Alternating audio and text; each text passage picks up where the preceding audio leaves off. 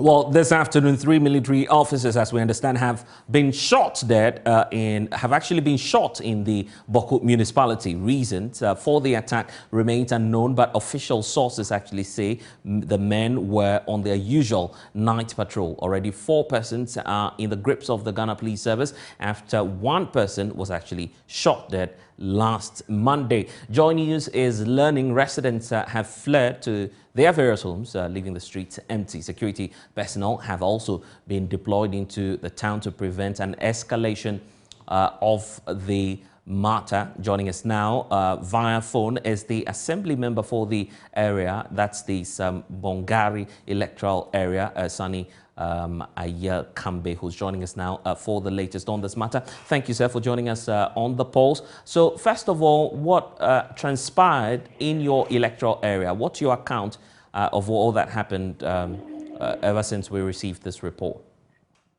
Hello. Yes, if you can hear me, Sani, I'm asking about what reports you have received as to what exactly happened in your area with regard to the shooting incident. This morning, around 4:45 a.m. this morning, the military went to an area around a suburb of Bawku, around Buabula, and the community people, as they were getting down, the community people believe there was already shooting in the night, and the community people believe that it's their opponents who are coming. And as the shooting was going on, there was an exchange of fire. Then, in the end, there was an allegation or addition that the military, 3 of them got injured, sustained various degrees of injuries. And after that, the military team went back to that area, Buabula, Zogo, and part of Sabungari, and started chasing people and shooting.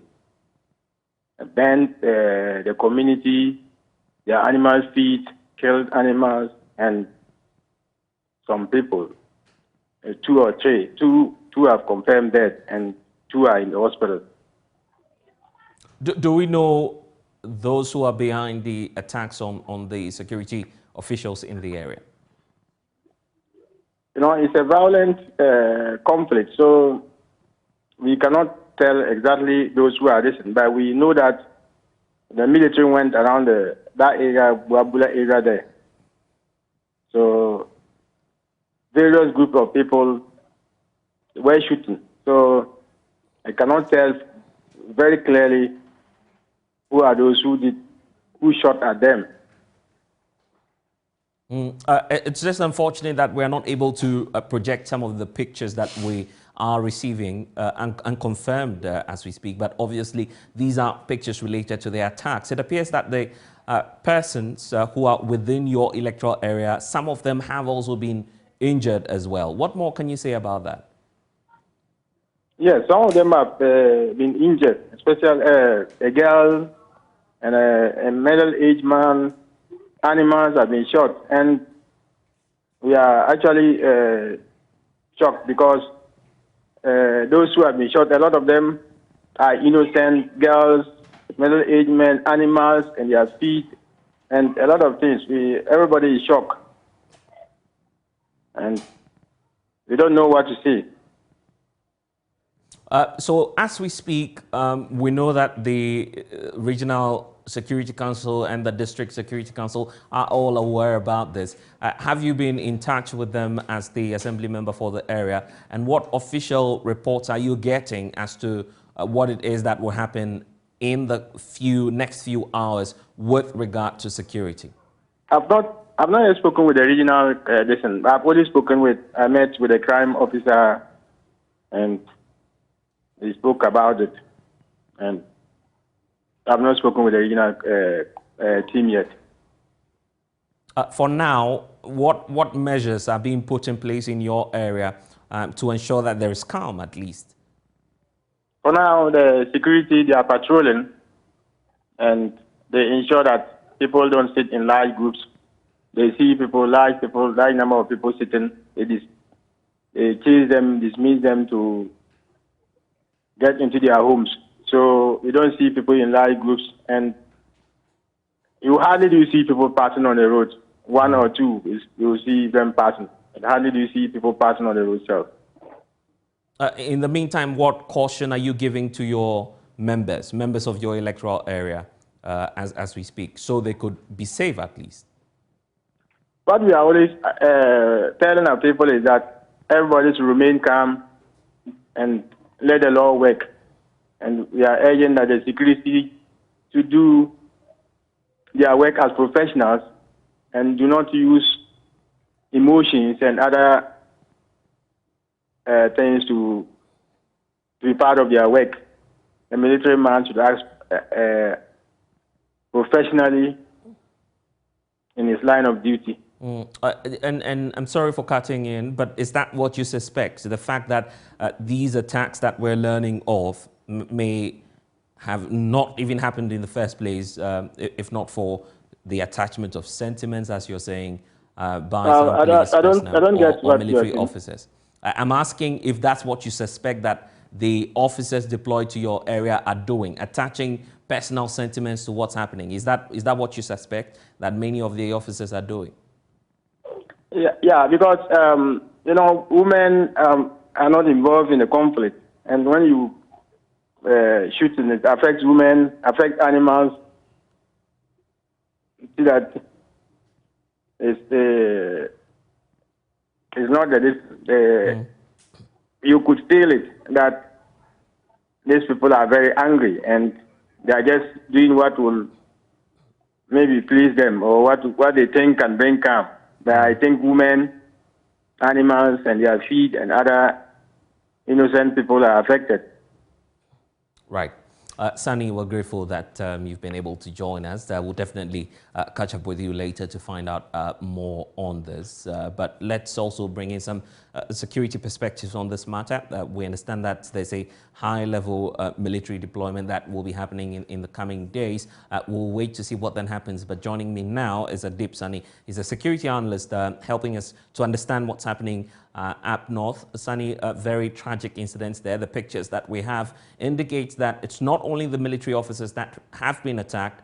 What is happening as well is that civilians are also injured in the process. Help us understand what's happening in the Bawku area. Well, I'm coming from Tamale. I was in the north over the weekend.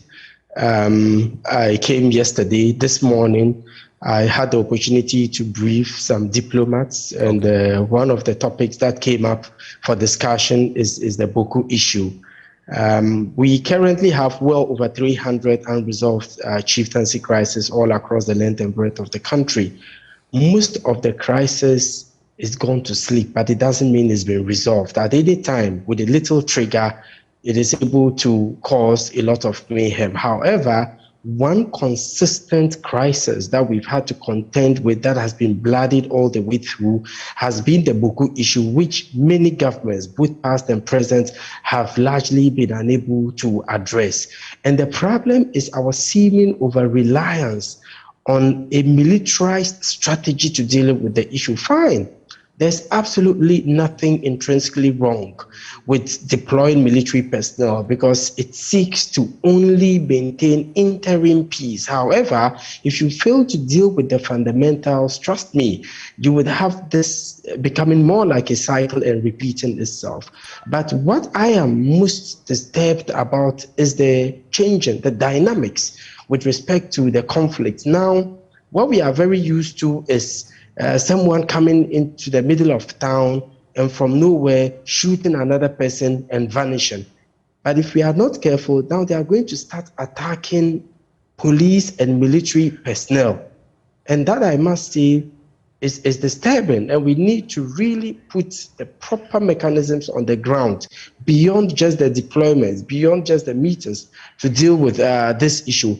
And what I am also disturbed about is the asymmetrical nature of the whole conflict. This is not two armies coming head on facing each other and one winning and one losing. No, it is a shoot and run, hide and seek kind of tactic. That is why the Nigerian government has for years been unable to defeat Boko Haram because they shoot and they run and they are nowhere to be found. And that is exactly what is happening. I have friends in the security services in that area. Their former commander, the military commander in Bawku, is a personal friend.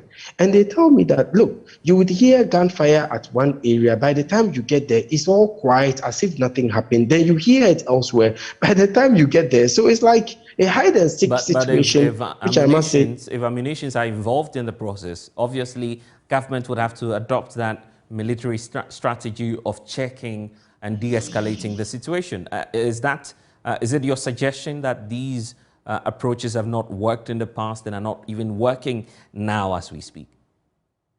Okay, so I'm going to say this and quote me anywhere. There is nothing like a military solution to anything in any part of the world, including Ghana. I am not discounting the importance of having military personnel on the ground to perhaps stop the belligerents. However, it's not sustainable. We need to deal with the fundamental issues. What are the fundamental issues? Help us understand the fundamentals you're talking about. For some time now, the approach that has been adopted appears to have worked. We've not seen an escalation of the situation until recently. So if you're questioning that military approach, what then is the best solution to this? Well, point of correction, it has never worked. It has never worked, absolutely not. And for your information, and off camera, I challenge you to speak with people on the ground and they will tell you the information about the number of deaths we are receiving is very underestimated. Trust me, a lot more people have died as a result. So nothing has worked. I mean, no military posture has worked in the past nor in the present, okay? So I think that one of the most important things we have to look at is the proliferation of small arms and light weapons. The only reference point we have as at now is the 2014 Kofi Annan International Peacekeeping and Training Center baseline report that indicated there are well over 2 million guns in the system.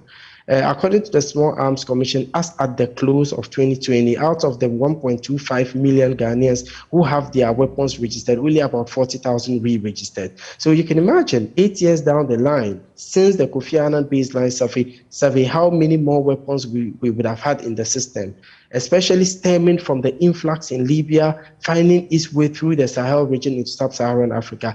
We have friends we work closely with. We've sat in for courses with. One of them is a Nigerian police officer, and he tells me that almost every single day, they impound trucks filled with guns headed towards sub-Saharan Africa. So we really need to look at it, particularly also the local gun manufacturing industry, because without these guns, these people would not have the motivation to go into the center of town to shoot people. Secondly, we need to be very careful about the terrorism threat this might pose to us. Remember, we have Moshis, for example, in Ghana. We have them in Burkina Faso. So if they feel that their comrades are in distress in Ghana, they might seek reinforcement from Burkina Faso into Ghana, and that might also pose a different level of existential threat to the security of the state. Then we also have to look at the human insecurities, the lack of jobs, the economic, hardship that pushes young people into thinking that the only way out is violence. So by dealing with these fundamentals, including government assertiveness into letting us all know who is the chief, who is not the chief, right, I think would largely help. But I mean, a bit of politics is also what is, messing the whole issue up. These are the fundamentals you talk about. In fact, there's one more issue I wanted your take on. We need to indicate to our viewers as well that we understand there's a regional security meeting happening as we speak. The regional minister would not make any comments until that meeting is done. Here on the Joy News channel, we'll bring you some updates as and when we have fallouts from that meeting for you. You'd hear it here first, but Adib, also your take on what's happening up north. This may be just within Bawku itself. There may be implications as well for the northern zone as well. We've had attacks in some chief's palace just a couple of weeks ago, and quite a lot of disturbances are happening in this very region that we're focusing on. What is the best strategy to de-escalate right now? Well, in Tamale, I had the opportunity to speak with some stakeholders, including some chiefs. I was there with Tamale Central MP Murtala Mohammed, and of course the Northern Regional Minister. We had, quite a hearty discussion about the myriad of insecurity issues they have to contend with in the region. A lot of it has to do with the cycle of impunity. You can imagine Northern Electricity Company officials going to disconnect someone, and the only way out for him is to pick a machete and chase one of the officers, and even ended up cutlassing him and getting him badly hurt in that process.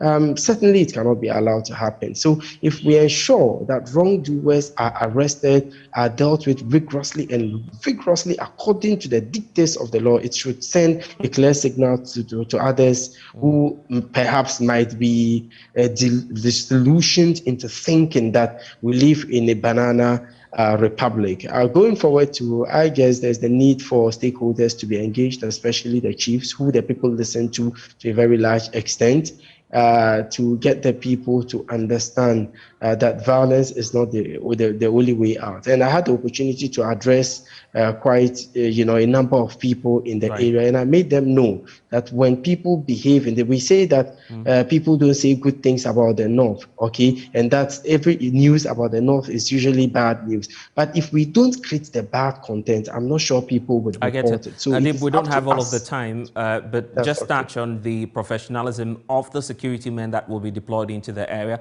Just as we heard from the assembly member for that community, they seem to have concerns about how some military personnel are attaching sentiments to the deployment. Just do that for us briefly. Help us understand what the implications are and how we need to avert this. Okay, sometimes I think they become frustrated. Okay, when you hear gunshots here, they get there, nothing happens, and you go another place. I think as a result of that frustration, they are sometimes tempted to act overboard, but of course that cannot be allowed to happen. Secondly, officers should not get too attached to the area. That is why it's imperative that periodically we move them and bring new people so they don't make friends and perhaps get compromised as a result. And there's also been some allegations of some extrajudicial killings, allegations stemming from the Kusasis and the Mampritis. And I think we should ensure that there is accountability, not just within the Bawku society, but within the security services as well. I'm grateful. Adib Sani, security analyst, giving us the implications of all that's happening up north. We'll bring you updates on the story.